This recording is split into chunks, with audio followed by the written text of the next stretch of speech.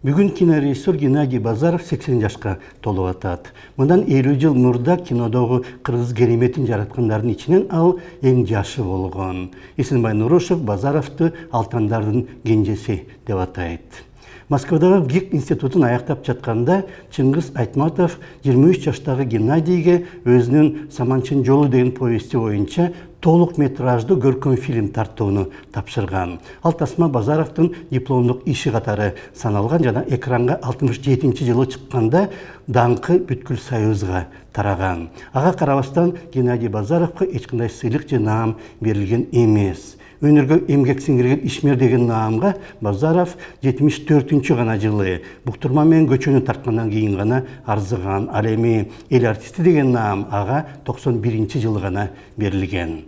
Маселе саясий.